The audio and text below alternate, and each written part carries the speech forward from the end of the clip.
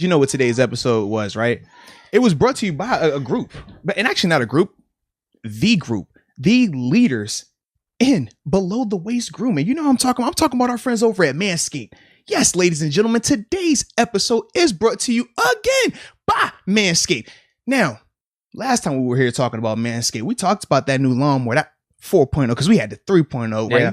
But we talked about the 4.0. Got to upgrade the blade. I mean, you got to upgrade the blade. Not only do you upgrade it, I mean, the light, we said it turns on and off. And they also, for the travelers out there, because like me and you, we travel a lot, especially come the season.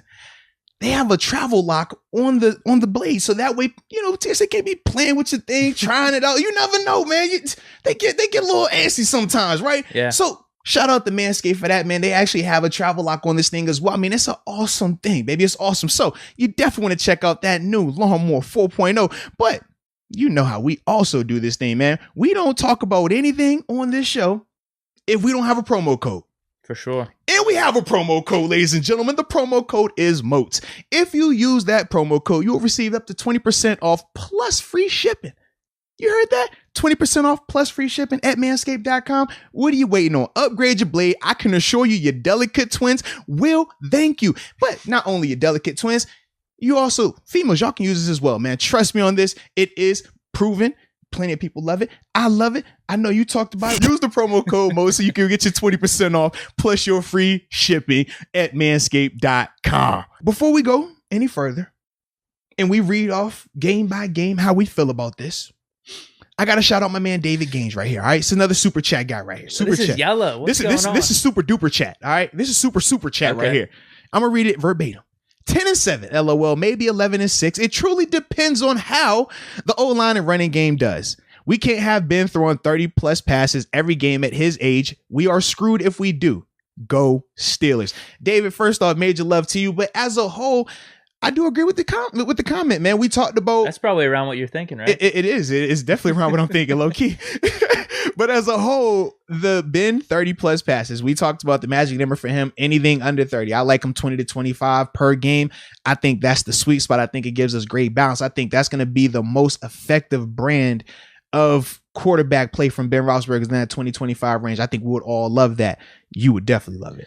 Well, here's the thing about the 2025. I don't give a shit as long as we're winning games. I just want to throw it out there. Well, I feel like Ben can throw 30, 40. So this is the thing. So I'm glad you have the big Deke energy, but big Deke energy isn't big wisdom energy, because think about what happened to him last season. First 11 games, he was money. Last 6 games, what happened? People say he burnt out. I'm sure you would go with that excuse. No, I wouldn't say. I'd say some drops. I'd say he just had some bad games. Like, that's what I would say. I wouldn't say burned out. No. I'm saying a lot of people that looked at him from a less objective, objective view, sure, non-biased. They were just saying that his arm did look fatigued at times later in the year. So could Ben go out here and throw 40 plus times per game the whole season? Sure, he could. Absolutely could. Go for it, 7. But at the end of the day, his arm will fall off. He's not going to be able to look the same way he looks in September by the time November, December, and playoffs hit, if he takes that approach. So that's my only thing. Does he have the ability? Sure. Is it the best approach? Probably not. That's just how I look at it, baby. Sure. I don't give a shit as long as we're winning games. I think Ben feels the same way, right? Yeah. Nah.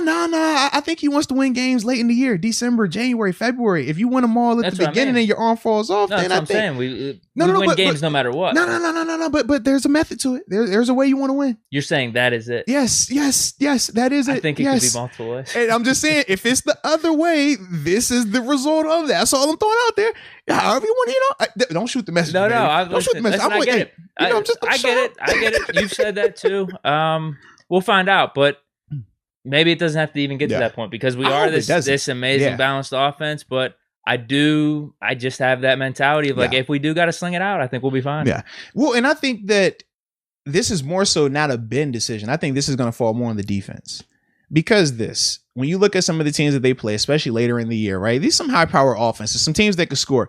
You talk about Baltimore. We know that they typically can put up points. Cleveland, they're the wild card, right? We don't know if we're going to get the Cleveland that showed up in the wild card game or the Cleveland that showed up the first time we played them last year. We just never know with them. Chiefs, they score. Titans can score. Vikings can score.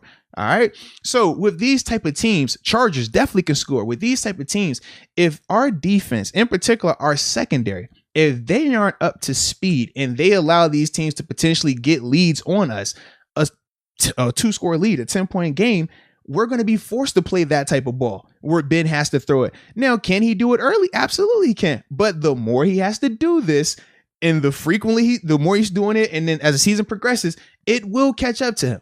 That's why I say it's more so on the defense to make sure that they are starting fast, playing at a high level, because if they do that, then we can play the type of brand that we need to play. That, number one, is going to preserve 7, but number 2 is going to put us in the best position to win. We talked about this a little bit with James Conner beforehand, right? Think about a year or two ago. We're like, man, you want to use him, but we don't want to overuse him, right? Could he get 30 touches early in the season? Sure, but we've seen him break down later in the year. And we would all say, man, you got to limit it a little bit. Just dial it back a little bit. And I'm sure he was the main one saying, what? I can do it. I'm strong. I can do this. But it's a difference between you wanting to do it and can do it versus do you need to do this? Is that the most effective approach? And I think with 7 in this offense, it's a similar conversation. But outside of, like I said, this is being different because this more so falls on the defense. That's the part that makes it a little bit tricky to me. I get what you're saying. Because with that second, if the defense isn't where it's supposed to be, we could be in some games where we're forced to throw that rock a lot more. I think that's the difference. Whenever you say that, I'm like, all right, cool. We'll just win those games. And I don't see, because the way you describe it, you have like this pitch count in your head. Yeah. I don't have like a pitch count. That's probably the difference. Which is dangerous though, right? Don't you? The pitch count is there for a reason. You can't let these pitches go and you just throw like that. They're gonna be burnt out, baby. You got to take care of your babies, man.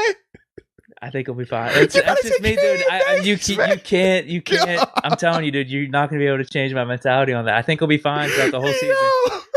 You could let him throw the 600-700 times. I think we'll be fine. But I'm good, dude. We bring in Harris. We upgrade the O-line. Like, I care about winning. If that means we do dial it back in the passing game, like whatever it is. But I'm just saying, if we do need to get in the shootouts, we could do it. That's my take, but I get you, man. I think there's probably I don't know what the split difference is. There's probably more people that lean your way. I like your energy though. It's just how I feel. I just feel like that leaves us with a sad feeling come January.